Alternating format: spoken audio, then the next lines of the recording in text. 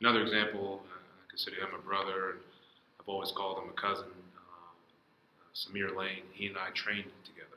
Yeah. All right. I remember when I was in college and I was at Lafayette. He was at Harvard. We'd come home over Christmas break and we're running 150s, on the track in the middle of the night.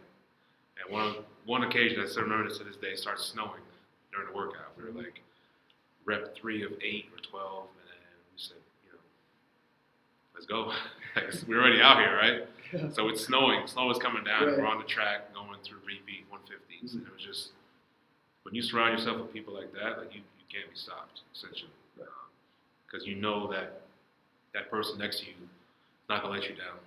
So you can't let them down. So in moments in my life after that, when I didn't have that person, or I didn't have somebody pushing me, or I didn't have somebody say, hey, let's go one more rep, or no, we're not going to do that. It was easy to make the other choice, right? It was easy to do something that wasn't along the lines of my growth and my positive leader type mission. So if one thing I can say, when you travel in circles with people who are with whichever their individual thoughts and visions are, but they're moving in the right direction, then you have no choice but to continue in that direction. So that's one advice I'd say is make sure that you surround yourself with those people.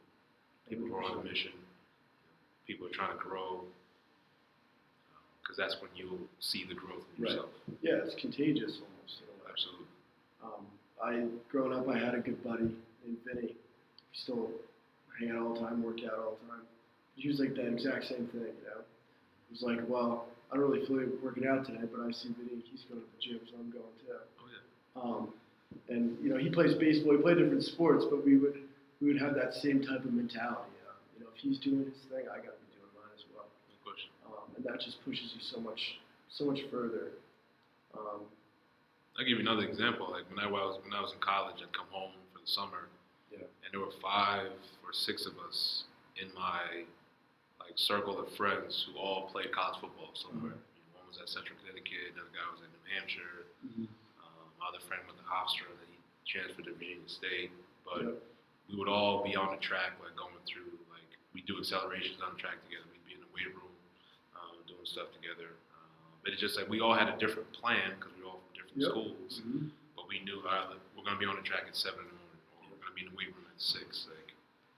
And we all were there. We showed up for each other. It was just kind of cool. At the time, I'm not thinking about it that way. I'm not looking at the big picture. I'm just kind of I got to come back to camp at a certain weight. I got to make sure I'm working out. And it just so happens that these guys were doing it too. Right. Like I said, as I got older, I look back on those. Those were situations where I didn't do something the night before that would have been detrimental because I had to get up early for the workout. Right.